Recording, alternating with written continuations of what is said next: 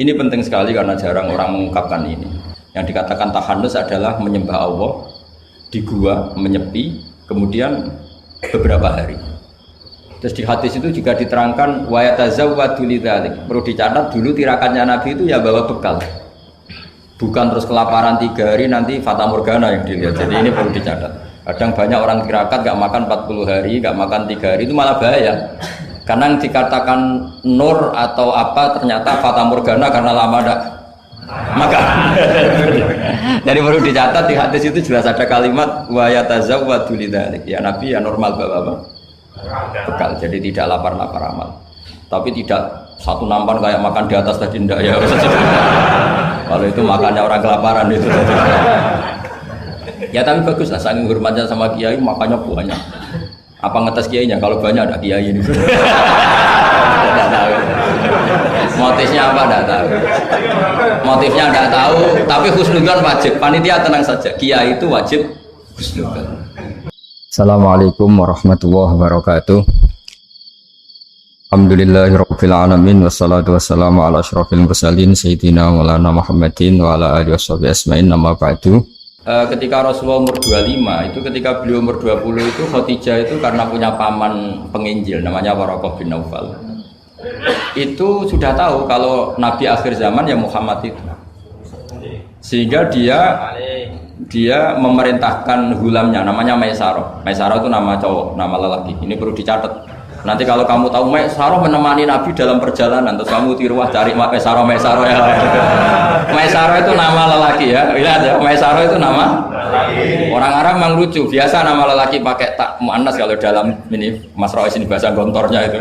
Kalau bahasa Arab biasa Maisarah lelaki, Tolha lelaki, Hamzah lelaki. Jadi biasa kalau dalam bahasa Jawa kan enggak soleh dan solihah, muslimin dan muslimat, pokoknya kalau ada tak itu muannas. Cuma bahasa itu agak enggak harus. Tapi tahunya baru gitu sudah bagus loh. Bisa naik kelas. Akhirnya Maisarah itu disuruh Khadijah khusus untuk meneliti Muhammad. Dulu masih jangkar karena belum Rasulullah. Setelah diteliti di perjalanan ke Syam mengikuti dagang. Semua keajaiban dan alamat nubuwah itu ada semua, termasuk tudzilluhul ghamamah tuti'uhus sahaib. Setiap perjalanan yang terik itu matahari pas apa? Ghamamah itu apa? Mendung mengayomi Nabi. Saya termasuk orang yang ditakdir pernah di pohon tua yang dulu jadi alamat nubuwah. Di Jericho itu ada pohon tertua di dunia. Pas saya di situ malah ada film dokumenter Kristen pas itu. Karena pohon itu semua Nabi pernah duduk di situ. Termasuk Nabi Isa dan Nabi Muhammad SAW. Dan itu para pendeta tahu reaksi pohon. Jadi kalau sampai yang duduk pohonnya agak reaksi biasa aja. Tapi kalau Nabi yang duduk itu akan direaksi. Misalnya Nabi duduk di barat, kemudian matahari teriknya dari barat, pohon itu akan pindah ke barat supaya geser. Sehingga Rohibu Khairah itu tahu ini calon Nabi sesuai definisi atau kriteria yang ada. Singkat cerita, setelah Maisarah lapor sekian alamat Nabi itu diceritakan Khadijah, terus Nabi ketika umur 25 dia memantapkan diri untuk nikah sama orang bernama Muhammad. Tapi Khadijah itu mulai agak kecewa. Kok enggak jadi Nabi? Biasa-biasa saja, tetap dagang saja. Nabi tetap dagang. Hanya tentu tetap punya sifat amanat, kredibilitas dijaga, semuanya terjaga. Tapi enggak ada alamat Nabi yang ekstrim lah yang. Jika Khadijah mulai mamang ini kapan jadi Nabi ini kok gini-gini aja ya. Nah, pas umur 40 itu Nabi ngalami yatahannas itu yata'abbad al-layali yadawatil adat. Kalau dalam Sahih Muslim disebutkan fakana yatahannasu fil ghar wa huwa at-ta'abbud al-layali yadawatil adat. Yang dikatakan tahannus adalah menyembah Allah di gua, menyepi, kemudian beberapa hari. Terus di hadis itu juga diterangkan wa yatazawwadu lidzalik. Perlu dicatat dulu tirakannya Nabi itu ya bawa bekal. Bukan terus kelaparan 3 hari nanti fata morgana yang dilihat. Jadi ini perlu dicatat. Kadang banyak orang tirakat gak makan 40 hari, gak makan 3 hari itu malah bahaya. Karena yang dikatakan nur atau apa ternyata fata morgana karena lama gak makan. Jadi perlu dicatat di hadis itu jelas ada kalimat wa yatazawwadu lidzalik. Ya Nabi ya normal bapak-bapak. Bekal, jadi tidak lapar-lapar amal. Tapi tidak satu nampan kayak makan di atas tadi ndak ya. Kalau itu makannya orang kelaparan itu. Ya tapi bagus lah, saking hormatnya sama kiai makannya banyak. Apa ngetes kiainya? Kalau banyak ada kiai ini. Tidak tahu. Motifnya apa tidak tahu. Motifnya tidak tahu, tapi husnudzon wajib. Panitia tenang saja, kiai itu wajib husnudzon.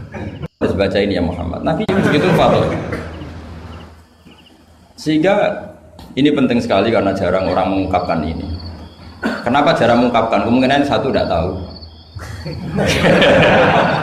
Dua, karena kadang kiai itu ya manusia, Ustadz juga manusia. Kadang-kadang dengan tanda kutip itu ya pecundang. Dia ngomong yang dicintai pasar, itu yang saya sesalkan betul. Tidak ngomong yang dibutuhkan dalam khazanah Islam. Itu saya kecewa betul. Dan semoga mereka itu tobat. Enggak boleh seperti itu. Coba kita ini Islam mulai kecil, punya kiai mulai kecil. Kadang-kadang tidak pinter-pinter. Karena ayatnya itu terus sama. Kubu sebelah misalnya dalil ayat ini, yang ini terus gitu aja. Kalau orang sunat diceritain Nabi Ibrahim sunat 80 tahun itu pakai palu, pakai apa itu kodum itu tapak langganan ya. Kalau ada orang mati ya mesti kullu nafsin dha'iqatul maut. Kalau ada orang nikah mesti faman rohiba an sunnati fahu, itu saja. Jadi umat ilmunya tidak tambah, ya sudah siapa saja yang nikah ya itu aja, yang mati ya itu aja kullu nafsin. Karena ya pasarnya seperti itu. Buat sekali-kali ada orang mati itu bilang, ayo pesta. Karena orang dolim ini sudah mati. Ngurangi beban bumi. Ngurangi beban apa? Syukurilah kematian orang fasik ini. Itu nggak disangoni sampai. Sudah ada disangoni, dibenci keluarganya. Ya enggak? Ya daripada gitu yang umum saja kullu nafsin dha'iqatul maut. Kematian adalah mau'idhah, kafa bil mauti wa'idun. Cukup mati sebagai nasihat, ya ikut pasaran saja karena itu yang menghasilkan pasar. Tapi resikonya itu ilmu itu tidak tambah apa? Tambah. Ini kritikan saya, semoga ini membantu ya supaya ustadz-ustadz itu kalau ngaji itu mikir yang dibutuhkan umat, jangan permintaan pasar, itu tidak bagus. Saya datang ke sini juga bukan karena undangan. Saya yang bilang, saya tanpa diundang pun datang ke Korea karena saya ingin sujud di bumi ateis supaya nanti keren. Keren betul, sampean tuh keren betul, sujud di bumi. Wah itu pol kerennya tuh, hebat. Kalau sujud di Mekah, Medina, di Indonesia itu kan wajar. Ini sujud di bumi. Jadi kalau kamu ditanya, saksinya siapa kalau kamu sholat di Gonjong? Apa ini yang ini? Asan. Yang seru yang apa? Enggak yang lain yang gigi. Gonjong itu apa? Suwon. Sama lagi. Itu malaikat mesti itu apa itu? Parah lagi kalau ditanya, sujudnya di mana? Di kamar mandi. Karena kalau pas kerja kan hanya dikasih waktu berapa ini? 5 menit dan itu pura-pura di kamar mandi. Keren enggak? Keren. Jadi padahal bumi itu akan bersaksi yang dipakai tempat sujud. Itu paling keren mesti yang Korea. Apalagi yang pas kerja. Kalau di sini kan masjid masih normal. Kalau pas kerja kan di kamar mandi. Iya di pabrik ya maksudnya. Oh iya. Jangan yang priayi yang itu, yang enggak priayi itu. Di gudang ya? Ya. Di mana, Pak? Sampai mesin deh. Ayo, mesin sebagai saksi. Ya bagus. Saksinya apa? Kubuta gitu. Yang jelas jangan kerja di pabrik salib. Saksinya apa? Kerjanya bikin apa? Ya, pas waktu sholat. Saksinya apa? Itu. Bisa berhadapan-hadapan itu saksi sama yang disaksikan. Begini ini intermezzo saja tapi betul. Jadi kemudian Khadijah, kembali ke Khadijah tadi. Rasulullah itu nggak bisa baca. Walhasil akhirnya ditakdir bisa. Saya mengatakan bukan karena belajar, ditakdir bisa. Karena syaratnya Nabi itu harus ummi. Ummi itu keibu-ibuan. Tapi Nabi itu uniknya begini. Justru beliau ngira itu malakul maut. Jadi pulang itu yarjufu fuadu. Dia gemeteran sekali. Nangis pulang itu yarjufu fuadu, nangis. Terus bilang ke Khadijah, zamiluni zamiluni. Coba saya kasih selimut. Kalau dalam bahasa Arab itu boleh khitab sama perempuan itu pakai ya muannas sama khotoba atau pakai mudzakkar ghaib al mudzakkar mukhatab jamak tapi niatnya ahli. Jadi kalau orang Arab bilang normalnya kalau perempuan kan zammilini karena khitabnya satu yaitu khoti. Tapi Khadijah itu nama ahlun, nama keluarga sehingga dalam bahasa Arab juga boleh zammiluni apa? Pakai khitab apa jamak mudzakkar. Khadijah terus dikemulin. Di mana-mana namanya ketakutan itu ya dikemulin. Dan di mana-mana kalau ketakutan itu cari istri. Yang bayang di perantauan ya kalau ketakutan. Enggak usah lah banyak menyinggung orang. Pokoknya seperti itu. Sunnah manusia apapun hebatnya kalau ketakutan itu nyari istri. Jangan bahasakan nyari perempuan, nyari istri ya. Garisnya jelas ya. Kalau ketakutan nyari apa? Istri. Nyari istri apa nyari perempuan? Istri. Alhamdulillah. Bagi yang punya. Bos. Akhirnya dikemulin sama Khadijah. Ada apa? Oh saya tadi ketemu malakul mauti gini-gini. Khadijah tuh senangnya bukan main. Ini yang saya tunggu. Hampir saja saya putus asa. Takut kamu nggak jadi nabi. Terus tanya Khadijah, lalu sifatnya orang tadi kayak apa? Oh gini. Oh ya besok ikut saya. Didatangkan ke Waraqah bin Naufal. Dalam Bukhari disebutkan wa kana imro'an tanassara fil jahiliyah wa yaktubu minal injil masyaallah ayaktub. Waraqah bin Naufal itu penginjil, dia menerjemah Injil dari bahasa Ibrani menjadi bahasa apa? Arab. Ketika Rasulullah ditanya, ma ra'aita itu, madza tara, apa yang kamu lihat? Terus Nabi cerita itu. Terus kata Waraqah bin Naufal, hadan namus alladzi ja'a bihi Musa. Bahasa lainnya malak itu namus, hadan namus alladzi ja'a bihi Musa. Uniknya itu tahun awal nubuah, ya tahun awal apa? Nubuah. Itu uniknya Waraqah itu bilang begini, ini Waraqah bin Naufal bilang gini, doakan saya ini masih hidup. Khina akhrajaka qaum, ketika kaum kamu ngusir kamu. Kagetnya bukan main Rasulullah, karena Rasulullah itu figur yang menarik, yang simpatik. Beliau putra tokoh, Muhammad bin Abdullah bin Abdul Muthalib bin Hashim, tokoh yang sangat dihormati. Beliau tidak punya kasus, beliau tidak orang yang dibenci, beliau orang yang sangat menarik. Kenapa harus ngalami diusir? Maka Rasulullah tanya, awamu khrijiyahu, masa betul umat saya mau mengusir saya? Tapi siapa? Waraqah tetap bilang, ya letani fiyajat anhina akhrajaka qaum. Doakan semoga saya ini masih kuat ketika engkau diusir kaum. Ini sekalian latihan bahasa Arab karena sama nama latihan bikin mesin saja ini ambil alatnya bahasa Arab. Bahasa Korea ya. Akhirnya kata Waraqah bin Naufal, tidak ada orang yang alami seperti kamu kecuali pasti akan diusir. Falam yalbas yasiron illa antum. Terus kemudian Waraqah tidak lama kemudian meninggal. Ya, yang penting dari ini semua apa? Waraqah itu membaca kriteria para nabi itu pas sekali dan akhirnya tahun 13 nubuwah Rasulullah ngalami diusir. Kan beliau hijrah itu 13 tahun dari nubuwah, kira-kira umur 53 berapa? 53. Tapi Waraqah sudah mengatakan itu di tahun pertama Rasulullah menjadi nabi, karena definisi nabi itu harus pernah diusir. Maka kalau sampai ngalami diusir oleh nasib itu ya ada alamat. Cuma itu udah alamat nubuwah, alamat terlantar. Jadi itu bedanya. Karena yang nabi sudah ditutup, nggak ada peluang lagi. Jadi, nah, Khadijah itu masih nggak terima. Padahal beliau sudah mendapat sekian alamat. Tadi tudzilluhul ghamamah tuti'u sahab, ada sekian alamat. Tesnya sudah lulus semua. Rasulullah tadi Maisarah menyaksikan apa, dinaungi oleh apa, mendung tadi. Macam-macam. Khadijah itu masih dengan tanda kutip masih agak-agak beli. Masih cari definisi yang ini agak absurd lah. Kata Khadijah gini, ya Muhammad, ya Rasulullah, kalau kamu kedatangan teman kamu itu, kalau bilang sohi buka, nanti cerita ke saya. Ya kata Nabi. Nabi itu lugu, nggak ngerti kalau itu dites. Ya katanya. Suatu saat Jibril datang ke Rasulullah. Ini malak, ini Jibril, ini teman saya datang. Ya Nabi kadang istilahkan Jibril itu temannya. Ini teman saya datang. Oh ya. Terus Khadijah dekat Rasulullah, pas Rasulullah agak-agak dipangku manja. Fakasyafat an auratiha, sebagian auratnya Khadijah itu dibuka. Sama enggak usah bayangkan kelihatan apanya itu. Makanya saya bilang agak absurd. Ya kira-kira pupunya saja lah yang lebih mudah. Tidak lebih dari itu, jangan macam-macam. Wah, akhirnya terus ditanya, Khadijah tanya, temanmu masih? Enggak, lari. Akhirnya Khadijah ditutup lagi. Khadijah nggak tahu ada Jibril, nggak tahu. Ditutup lagi. Sekarang temanmu di mana? Oh, sekarang datang lagi. Oh, Nabi diambungi sempurna. Ini yang saya tunggu-tunggu, Kang. Itu malaikat betul, bukan setan.